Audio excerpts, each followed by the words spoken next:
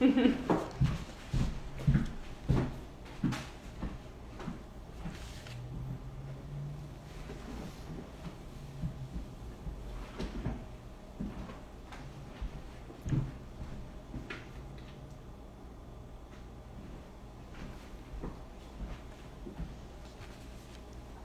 everybody, we are slowly warming up.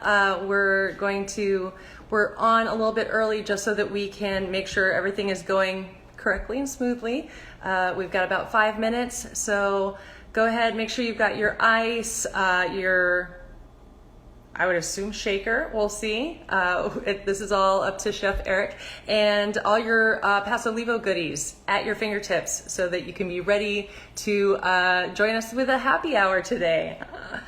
All right, so if you have any questions, go ahead and comment. If you just want to say hi, give us a wave, give us a heart, and thank you for joining us. We will be starting up soon. We're going to be waiting for Chef Eric, of course, and then we'll go from there.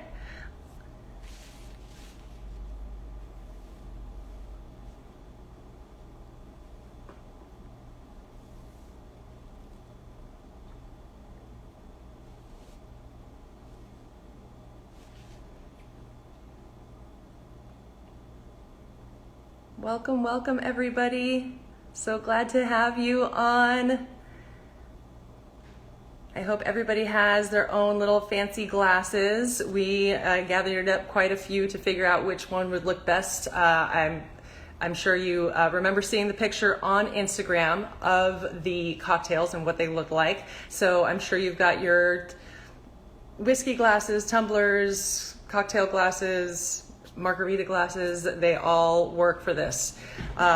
So make sure you have a either a shaker or a mason jar or something that you can do a little mixing with. One of those fun tall spinny spoons, those work too. I'm sure there's a name for that. I'm glad Chef isn't on yet. And then make sure you have all of the Pasolivo goodies as well. So just in case you are trying to pull them all together, if you're one of our club members and you have a bunch in your cabinet and are trying to remember exactly which ones were used today, I'll go over them. We've got the Habanero stuffed olives. So these have got quite the kick. In general, I always talk about Bloody Marys with these, but they work across the board. If you like heat, this is perfect for you. It works in cocktails, it works in foods, in tacos, in soups. So these are fantastic, or just for chomping on while you're watching the game, when the games start again. So this is one of the items that we're going to be using today. We're also going to be using the lime olive oil.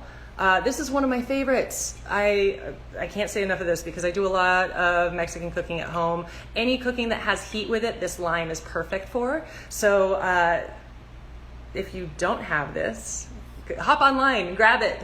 It'll get sent to you soon. Or come on down to our store and pick it up while we're talking. But the lime works for fajitas, it works in guacamole, it works in cornbread. You can drizzle it on just avocado for avocado toast. It is beautiful, but also you can use it in cocktails, and that is what Chef Eric will be talking about today. We've also got our beautiful honey. So this honey, it's like, I don't know, I treat it very nicely. I think I've got a little bit of generic honey, and then I have this honey because I love it so much. I could just do spoonfuls of this and I'd be a happy camper. So we've got the honey. We used this in one of our previous recipes for the rice treats. This honey was used. This honey was used also for the almonds. So if you've been following along, you probably have this honey in your possession already. So honey is being used today too. Let's see. We're sticking with the theme of heat. The ghost pepper sea salt. So this is one of those, if you have the sriracha salt, I'm pretty sure you can kind of mix and match. The sriracha salt's a little bit lower on that heat scale, but that ghost pepper salt, I will say, I'm not a huge fan of heat, but when it comes to heat with some flavor and some dignity, this has it. It's got that heat. It's gonna ramp up your Bloody Mary. It's going to ramp up michelada or any cocktail that you use it in, obviously, but also sprinkle it on top of tacos, on top of, even if you have store-bought tortilla chips, this is going to ramp it up completely. A lot of people put this in scrambled eggs. This ends up being just a day-to-day salt that a lot of people use. So this is a good one to have. It's not one like you have to sign the waiver because it's so hot type thing. It is just a beautiful heat. So the ghost pepper sea salt is another addition that's going to be used today in our cocktails. And let me see. Oh, and we've got, the sparkling citrus. Sorry for the reach, guys. I'm back, I promise. Okay. So sparkling citrus. If you have been with us and following us throughout all of these live shows, you know apparently people cannot live without this stuff. This is basically a mimosa in vinegar form. The sparkling wine is in here, and the and fresh oranges is in here. So it's a mimosa.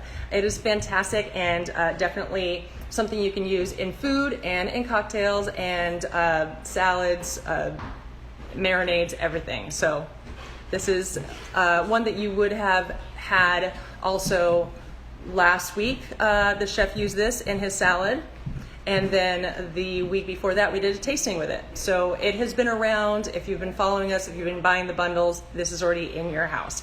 I always say this with a little bit of sparkling water and vodka is fantastic, but I'm pretty sure Chef Olson is going to laugh at me about that and tell me that is really basic. So that's why we have him on today, because that's what we need, is people telling us, and well, I need somebody holding my hand and telling me how to do this correctly, and have us think outside the box. So I'm going to kind of show off a little bit because he sent the drinks over for me. So I'm not going to be getting my hands dirty today, but I do get the cocktails. So I wanted to show you what they're going to end up looking like, because this all will be kind of what you're looking for, what you want your end result to look like. So let me put this guy back. Whoop. Sorry about the reach, guys. Okay, so I think the one that's most intriguing to me is the fact that we have a vegan ceviche made with a gin today. So that's something, right? So in general, I think ceviche, I think fish, but he's brought it vegan style, and he's brought in a gin. So check this out. Oh, beautiful, right? So this is one of the drinks that you are going to be making today. We are going to be making today. I mean, the attention to detail is gorgeous. And this, you can see that the olives are in there. You can see that there's just bits and pieces of all kinds of yumminess on there.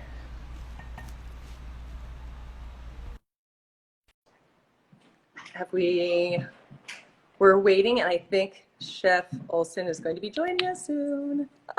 Vinegar. Hello. How's it going? It's going well, thank you. I was just showing off about how fantastic your cocktails look and how basic the ones that I make at home are. Little embarrassed about that, and I'm really glad that you were having technical difficulties, so you hear me. Yeah, we had a little difficulty. We figured it out. Some help on your side. We have some over on our side. I showed off one because I'm in love with the concept of the vegan ceviche. And I have not shown off anything else yet. I didn't want to jump the gun. But I did want to introduce you and introduce myself, because I always fail to do that. I'm Eleanor. Hi. I'm sorry that we're meeting each other for the first time on Instagram versus face-to-face, but I have a feeling I'll be over there a lot more often after this.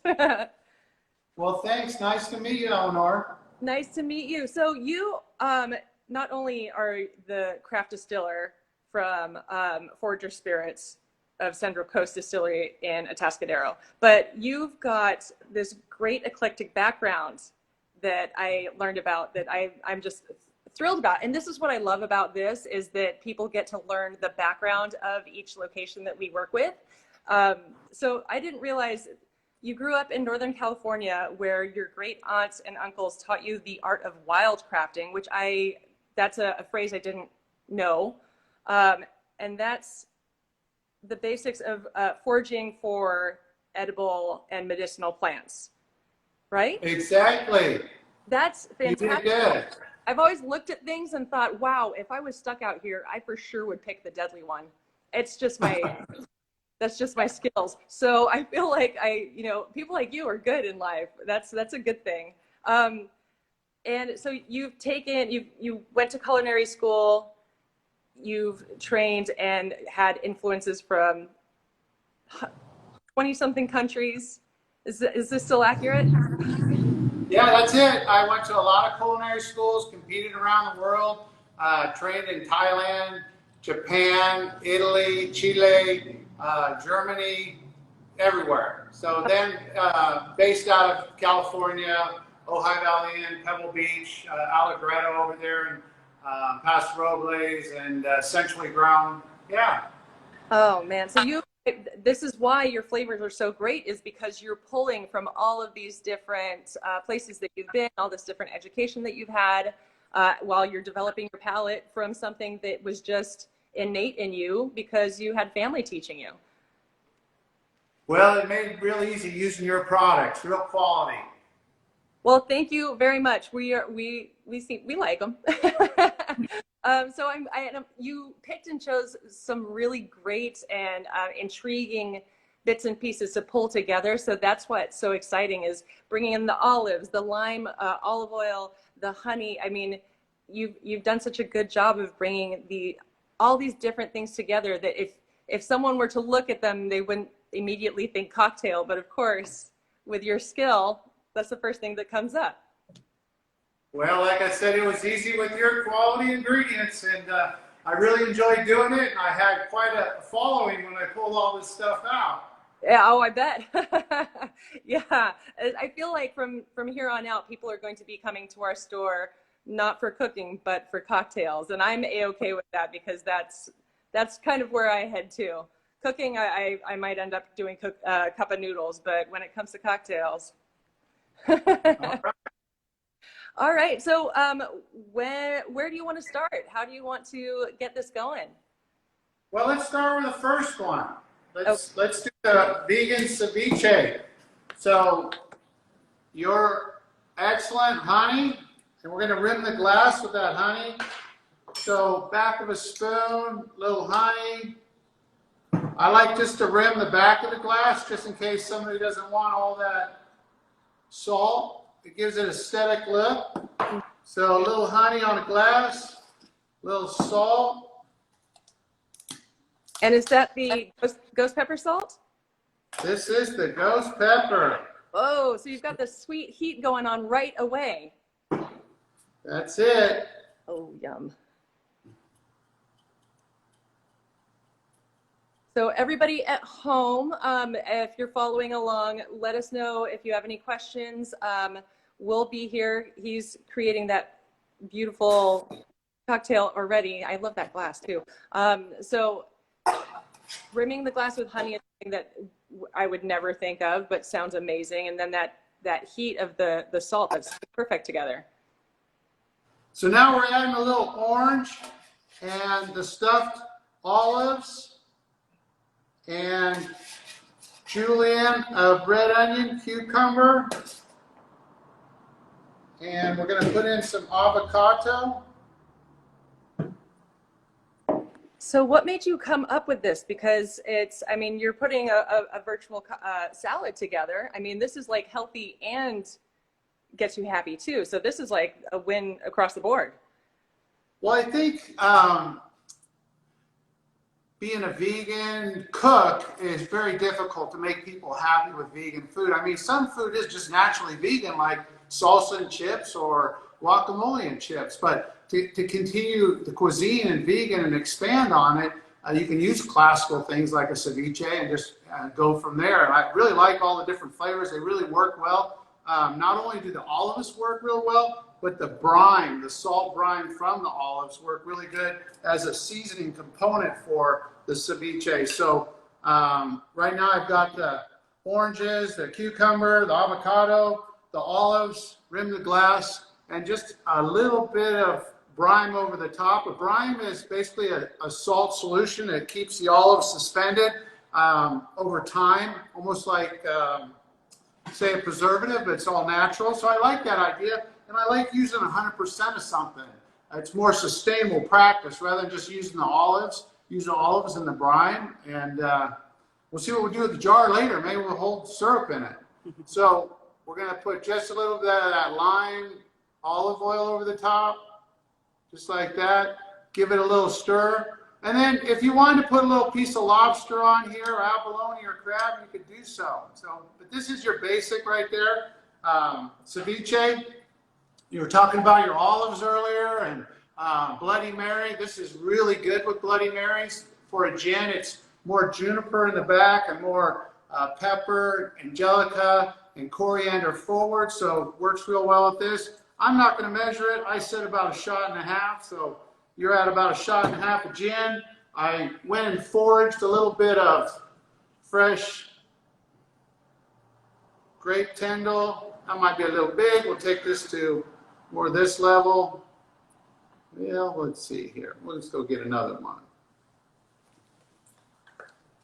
There we go. So a little grape Tyndall at the side, and there you go. Let's check it out. I feel like yours, I was very proud of how I pulled mine together, but yours looks gorgeous and so beautiful. They were asking what kind of gin was that? So can you go a little bit further into your specific gin? Well, this is a certified organic gin. It's certified through the CCOF and then the state of California. It's got the little certification denoting its organic seal. It's 89%, so usually gins run around 80. It has a little bit more alcohol for things like this, so there's a little bit of dilution process going on. Like I said, I try to keep the juniper in the back and all the botanicals more forward, because there's plenty of products out there that have a juniper forward gin, almost like a London Dry or Belvedere, something like this. So this is a little bit more of a California floral gin. So we really, at the distillery, this is something we pour for the gin haters. It sounds almost like a sipper. It sounds beautiful by itself. When you talk about the distillery, we're talking about the Central Coast Distillery, Tascadero. I want to make sure, as people are joining, that people know where you're coming from. Forager Spirits from the Central Coast Distillery in Atascadero. So just a hop, skip, and a jump from Paso here. So, and people are also asking about the ghost pepper sea salt and how hot it is. We also have a sriracha salt. Can you speak more on why you chose the ghost pepper salt versus the sriracha salt? Well, honestly, for chefs, if something's too hot, it'll just ruin the palate or burn out the palate. So when I tasted this, I found that it did have a good salt flavor base. And I felt that there was a chili heat to it, but it doesn't seem to wipe out the palate. If you look at some of the cooking books, they talk about an acid, they talk about a salt, they talk about different parts of the tongue and what it picks up. They don't really talk about heat. And this one, you would think, well, it's a ghost pepper, but it's not an overt ghost pepper. There's really a chili flavor. There is some heat, but there is a flavor. And that's why I really liked it. Yeah, the sriracha has more of an oriental flavor, and I'm trying to do almost more of a Hispanic kind of flavor. So I thought this one would go a little bit better with it.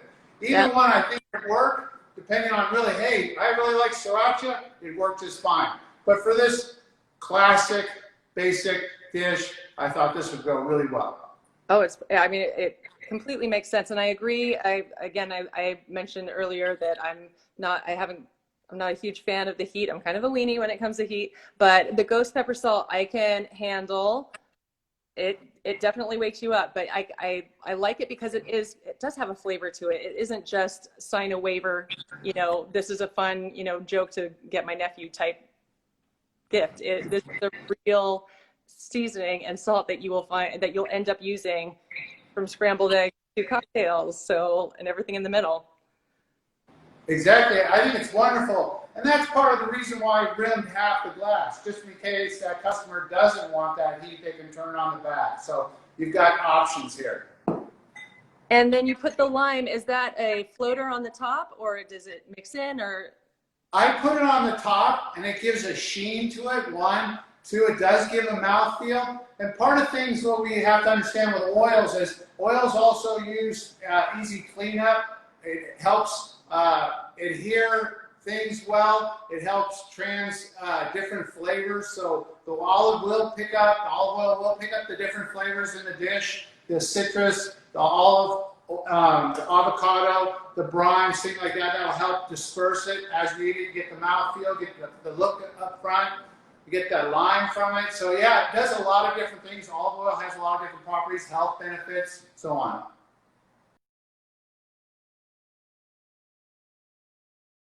If somebody asked me right off the bat, okay, olive oil in cocktails, I'd be like, yeah, I don't get it either. But then you explain it that way, and it absolutely makes sense.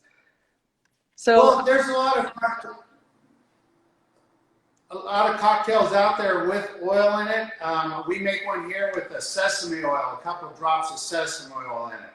So they'd be surprised. Olive oil was also used at one point to cover wine to keep the oxygen from hitting it. So back in the day when they didn't oxidize the wine with sulfites and things like that, or have closed fermentation, they put a little bit of olive oil over the top. So it's been in drinks and wine for a long time.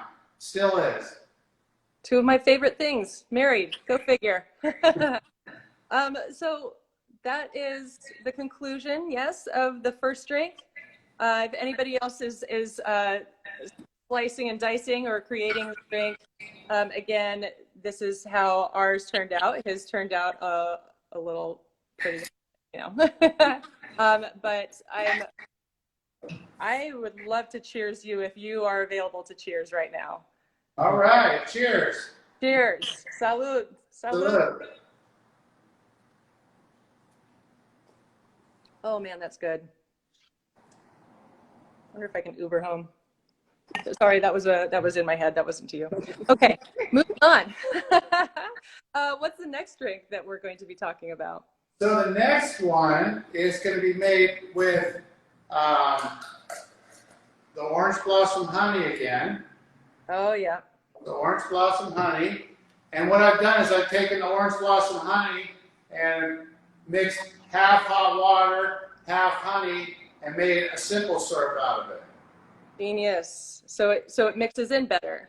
Right, because if you put honey in a drink, it'll solidify. It probably won't work too good. Yeah. The bottom. I've tried. I just left it at that and called it a day. But I'm glad you have a solution to it. So what we're doing now is we're getting a little orange peel from an orange and using a little knife. You don't have to use such a large one. And just peeling it, guiding it across the knife, and getting a little bit of orange zest. So we have a little bit of orange zest. And then we're going to take that orange zest and we're going to rub it on the rim of the glass. That'll flavor the rim. And we'll put that in the glass. Then we'll put about half a shot of the orange honey syrup into the glass. Little Angostura bitters, 6 drops. And then about 2 shots of bourbon, our Forager bourbon. That's 1, 2, a little bit of rocks. And we'll give it a little spin. That cools down the drink, and it also kind of adheres all the different bitters and orange rind and the bourbon together. That sounds amazing. It smells amazing. This is just one of those beautiful, simple drinks that don't need too much muss and fuss. It's just a beautiful drink, and it's fantastic for this time of year too. I'm so glad that you guys have a honey line. I'm so into the bees and saving the bees. Those guys are really fighting on a lot of different levels, and I'm just really happy. And also, they're foragers too. They forage for pollen. And the fact, I mean, good quality honey it is just, it's priceless, because there is, just like in olive oil, there's a lot of counterfeit activity food-wise in olive oil, but also for honey too. So it's something that you really need to do your research on, and finding good honey, because it may not be what you think it is, from what I understand. You're right. You're 100% right. Well, if anybody, oh, let's see, simple syrup, equal parts honey and water? That was the question. Yes. Equal parts? Yes. Hot water and honey. So it'll mix well. Okay, so you bring in the hot water to kind of dilute or Yes. break it down. Yes. Definitely. Hot water is going to help it mix into that water really well. Anything cold is going to solidify that honey, and it's going to be kind of messy. Got it. All right, well, cheers. Cheers.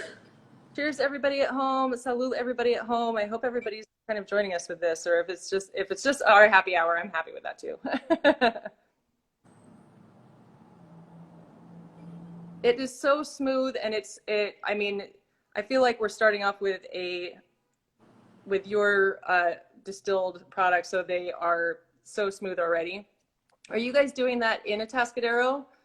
We are. We actually have some corn mash in the mash tun right now that's fermenting. So we have corn flakes that are ground corn, and barley and rye, and then we have a yeast from Kentucky that we put in there, and we let it ferment for a few days, and we strain that mash, and we put it in the still, and we make a clear spirit, almost like a moonshine or a white dog.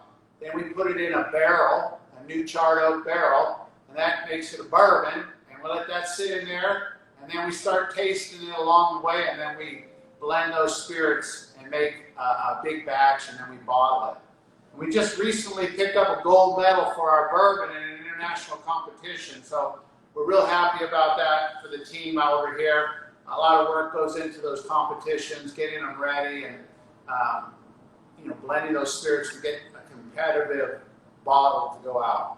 Congratulations. It speaks a lot to the focus that you've got, and the fact that you are treating each bottle as if it's your baby. So, you guys put the love and care at the beginning. So, it pays off. It's so smooth. It's a beautiful, beautiful drink, but we're starting off with really great products, so it makes sense. Well, thank you. The old fashioned was created back in the day before really they had ice. Back in the day when you had ice, you really were a wealthy person. So they would make this drink, and people now would say, hey, I like an old-fashioned, meaning the drinks that they used to serve back in the day before they had ice. Originally, it was made with just a sugar cube and a little bit of bitters, just to sweeten up the drink and give it a little dimension, because they didn't have such smooth bourbon back in those days. And then eventually the ice came in. The interesting part about Angostura bitters is the oversized label on there. Is this was made on an island, and they sent the labels to the island, and they realized that they were just too big, so they put them on anyway, and they kept the tradition. I love it, because you can't think if the label were normal size, I would think that's the wrong bottle. Let's talk about good marketing. And when I drink these old fashions, I think, boy, this would really go good with an orange pound cake with some of this honey glazed over the top. Orange pound cake, little of this old fashioned. I think that makes for a good afternoon. That sounds fantastic. That'll be everybody tune in. We'll do that next. Oh man, yeah, that does sound amazing. So what is the third and final cocktail that you pulled together for us? So the third and final cocktail, we're gonna look at some elderberry flowers. They grow in all the creek beds in Paso, Atascadero, Templeton. Elderberry flower has a lot of medicinal properties to it. So we went and foraged the elderberry flowers. So they're wild elderberry flowers. They'll turn into elderberries later. If you don't want to go forage, then you can use a little Saint Germain, which is an elderberry liqueur. So that's the opportunity for an alternative for the elderberry flowers. So we're going to take elderberry flowers, put them into a little cup there, and then we're going to put a little bit of our vodka in there.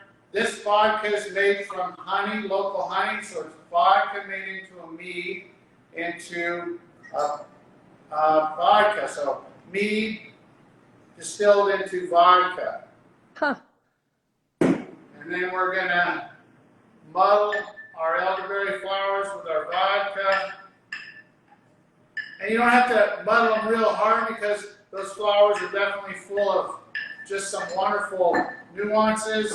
We're going to throw in there a little bit of orange, so fresh squeezed orange, a little bit of lime, fresh lime, and some lemon, fresh lemon. And we're going to strain all this out, so don't worry about seeds or anything. We're good to go. Then we're going to use some of this sparkling citrus vinegar. And the reason why I said, hey, let's do some vinegar, this is really refreshing, and vinegar has a lot of good, healthy properties to it. So I measured my vinegar, and we go. And then we're going to put a little simple syrup, which is 50-50 sugar and water. A little simple syrup in there, like that. And we're going to get our glass ready. Right there. Put a little ice in this. Your icing, somebody asked if elderberry flower is seasonal or if it's all year round. It's in season right now, and what you're looking for is a really brilliant white flower along the creek beds that has multiple flowers on it. They can text me, I can shoot them some photos, or they can go to our website for information. I can tell them exact locations. Right over there by the Home Depot on that big cloverleaf turnaround, there's some great big bushes there. Can't miss them. They're all white flowers now, then they'll turn into berries, and then after berries, they'll be out of season. So season's right now. This is the perfect time of year to get your elderberry flowers. So, silly question probably. If you smell the flower, does it smell like the Saint Germain or no? To me, the elderberry flower smells more of a bouquet, and meaning there's a lot of different flower scents. This is more of an aroma, like one. This was, to me, this doesn't have as many scents. This one is more on the fruity, sweet side. This one's more on the natural side. Maybe hints of good champagne side or Sauvignon Blanc. This one's more like a liqueur, more of a sweeter, one-dimensional, because obviously it's in a bottle. Good question. That makes sense. And also when we posted, Pasolivo posted pictures of the 3 different cocktails that you were going to be making, I want to say a week and a half back, maybe. I did scroll through those pictures, and you did this specific cocktail you have garnished with some elderberry flower, correct? I think in those pictures. Yes. So if people want to look for the picture, you can hop onto our Instagram and just scroll down, and you'll see the cocktails and see one that has big poofy white flowers on it, or little poofy white flowers on it. That's it. Okay, so we've spun this drink with a spoon, bar spoon, and we're going to strain it out now into our drink. And we are going to garnish it with a little lime, lemon, and orange, and an elderberry flower.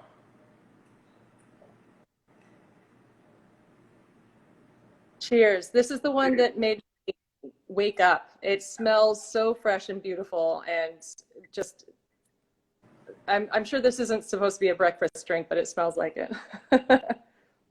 Well, it's super refreshing. I like the properties of vinegar. Vinegars are really coming up with different drinks from the health benefits.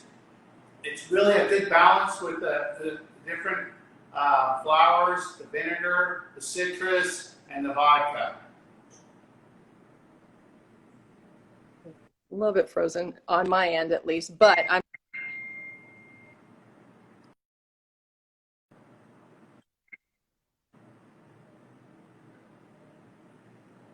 it is so bright. It does wake you up. It is a ridiculously refreshing drink. Anybody who's living in Paso right now, get this recipe, make it at home because it's going to combat that triple digit weather that we're going to be coming up against soon. Another little cooking recipe that I think would work really well with this is a gas street, where you take sugar and water in a saucepan and cook it to a caramel color, add the vinegar, and go from there with a brown sauce. So I think this would be really good with a gas street, basically the old French style sweet and sour. So sugar and water in a saucepan, cooked to a caramel color, hit it with this vinegar, and bam, build it up with the brown sauce, demi-glaze, something like that for a duck dish. Oh, that sounds amazing. So what would you put that on? I put it all over some French word canard duck, roast duck. Sounds fantastic. Oh, see, we didn't realize we were going to be getting lessons in cooking as well. This is amazing. You're quite the Renaissance man. We're covering everything right now. It's fantastic. So you chose the sparkling citrus vinegar. The executive chef that we worked with last week from Thomas Hill also chose the sparkling citrus. And before that, we chose to highlight it in one of our virtual tastings. So it's kind of been a favorite right now. And I don't know whether it is because it's getting hot here in Paso and our brains are just going into that fresh mode, or if it's just one of those things that's just so easy to interact with. Well, I looked at your catalog online and I said to myself, my goodness, you guys got a lot of wonderful products. And I said, you know, this covers everything. You don't need to go anywhere else. Yeah, it's really rough. My friends love me and hate me for that reason, because you get spoiled with this, the fact that the vinegar is from a Tascadero, so right down the street from you. The oil is estate grown and made and pressed. And we try to stay as local and organic as possible at all times. So what's nice is that you can just, like joining the club, for example, you can basically do your grocery shopping through us, and know that you're hanging your hat on some really good products that you don't have to do that research for that we were talking about before. Another thing I noticed with your products is they're really easy to work with. They're not like overtly shaped where you can't work with them. I mean, something like this is really easy to work with. Besides the aesthetics and how they look, I think there's really something to be said about the balance of the bottles and how they work in your hands. A lot of things are just too big, where are you going to store them? Are you going to keep them that long? I think they're about the perfect size for a consumer. That way you're keeping them fresh. And I really liked working with them because I felt like they were balanced. I would love to say that we stumbled upon that, but everything is so thoughtful on what we do and how we do it. Everything is painstakingly thought through and tried and tested to make sure that we have what we think is the best setup possible for everybody who comes by and picks up our stuff. So I'm glad you said that, because that gives a little nod to the people who don't ever get to see that smile like I get to at the tasting room. They're in the back and they do all the heavy lifting, literally and figuratively, with this sort of stuff, and have thought through all of that at each step. So it's nice that they get to hear that from you. Thank you. Well, I'm really glad that you're getting all the locals together and showcasing different businesses, and I'm just really proud to be a part of this. We are thrilled to have you. I mean, you're local now, but you're a man of the world, and the fact that you get to bring all of those flavors and treat us as the SLO County to what you do is fantastic. So thank you very, very much for working with us too, and working with our products, because it's a really good marriage. Well, I just really enjoyed being with you, and I think that the next chef that's coming on, I used to cook for him over at the Allegretto. Oh, really? Oh, fantastic. All right. So, I mean, it's a family affair pretty much. Yeah, we used to go to his restaurant, and after we ate a full 3 or 4 course meal, we ordered the cheese tray. Um, I've heard that you've got a tasting room open, and someone just brought that up, and I wanted to make sure that, do you have a tasting room? Are people able to come over to you and check out your stuff? We have a tasting room open. We make hand sanitizer on property, so we have hand sanitizer. We have sinks to come in and wash their hands. We have a temperature gauge that we got by a local pharmacist, so we take temperatures. We keep everybody 6 feet apart, or try to anyway. Yeah, so we're up. We do meals to go Friday and Saturday night. Food to go. You take it home, bake it off. We have margaritas to go, bottles to go, drink mixes, obviously the hand sanitizer. Anybody with a badge, we give them a free hand sanitizer. Oh, that's fantastic. Gosh, see, this is what we're talking about, is that this love that the Central Coast has for one another. It's fantastic. Thank you. That speaks a lot. So everybody's got a badge. You can go check them out. But also they'll probably stick around for all of that fantastic, all the distilled products you have as well. But it's been a pleasure to have you. Thank you so much for your time and the insight and the drinks. I'm looking forward to coming to and visiting you, and I'm sure a lot of people now have learned about you, so they'll be coming over to you too. Well, thank you so much. So we've got next week, this time again, 2 o'clock Friday, we have another chef that's coming in, and we're really excited to work with him. So he's going to be, he's the chef from BL Brasserie, which used to be Bistro Laurent. A lot of locals know him as Bistro Laurent, so Chef Laurent. And he's going to be working with us and cooking something with our Tuscan olive oil. So that should be good. That's an award-winning, internationally award-winning olive oil. So I'm not surprised that he picked that one to work with. And I'm excited to see what he cooks up. That's the Pasolivo Kitchen Cuisine, Friday, June 12th, because we are already in June, which is surprising to me. Time's just flying, at 2 p.m., just like this was. So I'm seeing people joining up.